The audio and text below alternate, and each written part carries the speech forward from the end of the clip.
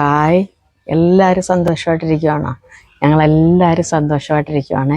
ഇന്ന് ഞായറാഴ്ചയല്ലേ, എല്ലാവർക്കും എന്താ പരിപാടി? എന്തെങ്കിലുമൊക്കെ പരിപാടിയൊക്കെ കാണുമല്ലോ. വീട്ടമ്മമാർക്കാണ് കുടുംബശ്രീയായി, അതുപോലെ എന്തെങ്കിലും കുടുംബസംഗമമായി, അങ്ങനെ എന്തെങ്കിലുമൊക്കെ കാര്യങ്ങൾ കാണുമല്ലോ. അപ്പോൾ ആ കാര്യത്തിൻ്റെ ഇടയ്ക്കുണ്ടല്ലോ, എൻ്റെ ഈ കുഞ്ഞു വീഡിയോ കാണാൻ മറന്നു പോകരുത് കേട്ടോ. നിങ്ങളെ ഞാൻ ഒത്തിരിയേറെ ബുദ്ധിമുട്ടിക്കത്തൊന്നും ഇല്ലല്ലോ. അപ്പോൾ ഇന്നത്തെ വീഡിയോ എന്താണെന്ന് ചോദിച്ചിട്ടുണ്ടെങ്കിൽ, ഇന്ന് ഞായറാഴ്ച, നിങ്ങൾ നാളെ തിങ്കൾ എന്ന് പറഞ്ഞാൽ സൂര്യൻ്റെ ഒരു ദിവസമായിട്ടും കൂടെയാണ് കണക്കാക്കുന്നത്. അതുകൊണ്ടാണ് ഞാൻ ഇന്ന് ഞായറാഴ്ച ഈ വീഡിയോ ഇടാനായിട്ടുള്ള കാരണം കേട്ടോ. നമുക്ക് ഒരുപാട് തീരാത്ത പ്രശ്നങ്ങൾ നമ്മുടെ ഓരോ കുടുംബത്തും ഉണ്ടാകും. സമ്പത്തുണ്ടെങ്കിലും സ്വസ്ഥതയും സമാധാനം ഉണ്ടാകത്തില്ല. ഇനി അഥവാ ഉണ്ടേ തന്നെയും അതുകൊണ്ട് നമുക്ക് വേണ്ട വിധം വിനിയോഗിക്കാൻ പറ്റുന്നില്ല. എന്തെങ്കിലുമൊക്കെ രോഗങ്ങളും ദുരിതങ്ങളും പ്രശ്നങ്ങളും നമ്മുടെ ജീവിതത്തിൽ നിന്ന് ഒഴിയത്തില്ല.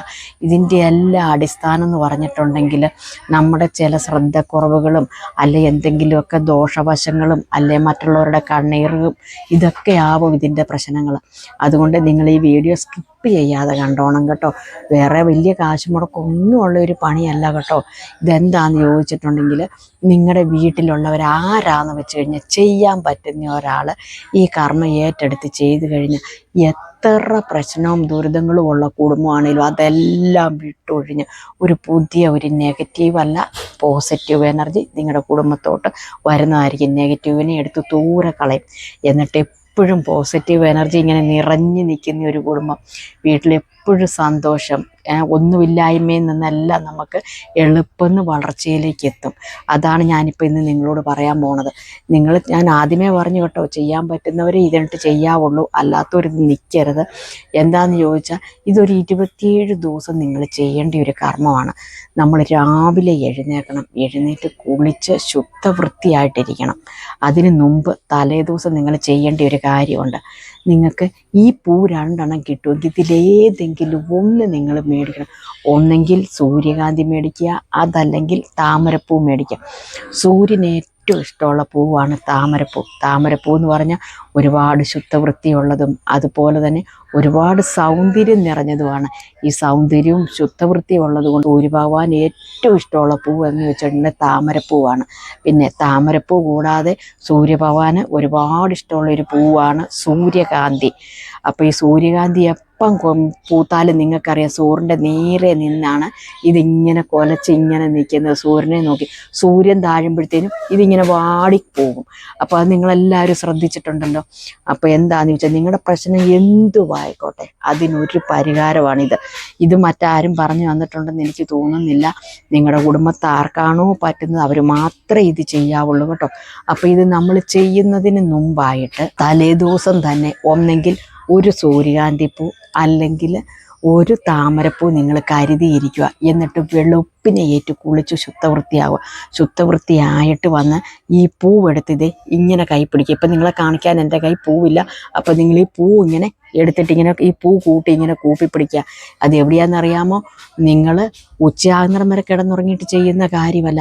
നമ്മുടെ സൂര്യകിരണം ഭൂമിയിൽ പതിക്കുന്നതിന് മുമ്പ് നിങ്ങൾ എഴുന്നേറ്റ് കുളിച്ച് വൃത്തിയായി സൂര്യഭഗവാന്റെ നേരെ, അതായത് കിഴക്കല്ലേ സൂര്യഭഗവാൻ ഉദിക്കുന്നത്, അപ്പോൾ ആ കിഴക്ക് വശത്ത് വന്നിട്ട് ഈ താമരപ്പൂവോ അല്ല സൂര്യകാന്തി പൂവോ ഇങ്ങനെ കയ്യിൽ ഇങ്ങനെ പിടിച്ചിട്ട് സൂര്യഭഗവാന്റെ ആദ്യത്തെ കിരണം തന്നെ എന്ന് വെച്ച് കഴിഞ്ഞാൽ ഇങ്ങനെ സൂര്യൻ ഇങ്ങനെ പൊങ്ങി വരുന്ന ഒരു സമയമുണ്ട്.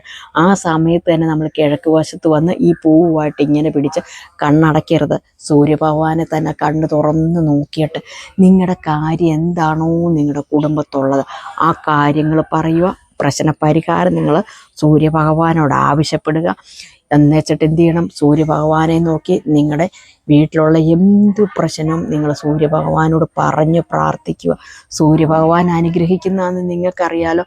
അത് ഹിന്ദുക്കൾക്കേ അറിയത്തുള്ളൂ. ഹിന്ദു പുരാണത്തിൽ സൂര്യഭഗവാന്റെ അനുഗ്രഹമൊക്കെ എല്ലാവർക്കും അറിയാം. അപ്പോൾ എത്ര കഷ്ടതയിൽ നിൽക്കുന്നവരെയാണെങ്കിലും സൂര്യഭഗവാൻ അനുഗ്രഹിക്കും.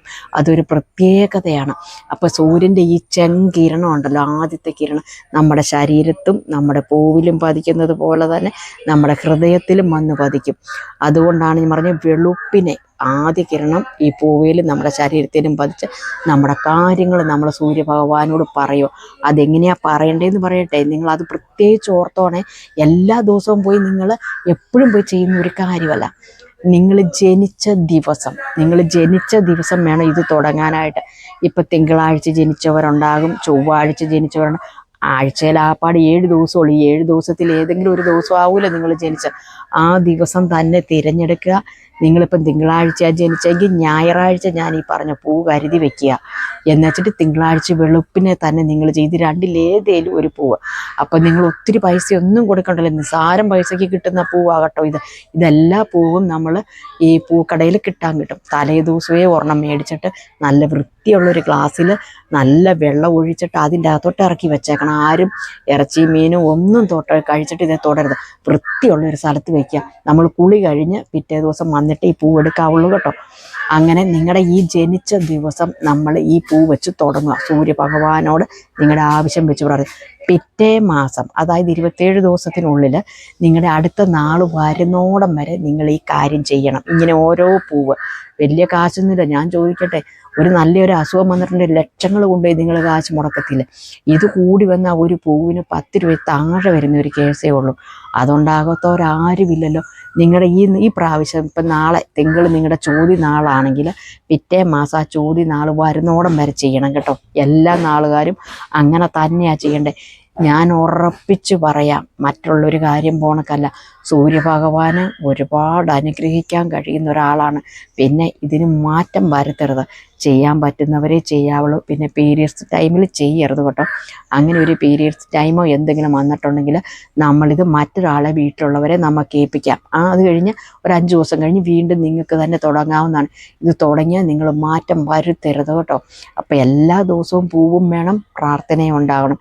എല്ലാ ദിവസവും വെളുപ്പിനെ ഏറ്റു കുളിച്ചിട്ട് വേണം കാര്യങ്ങൾ ചെയ്യാനായിട്ട്.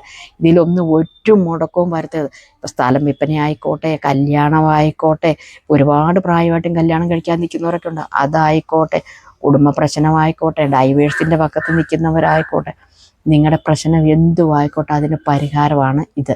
പരിഹാരം നമ്മുടെ സൂര്യഭഗവാന്റെ അടുത്തുണ്ട്.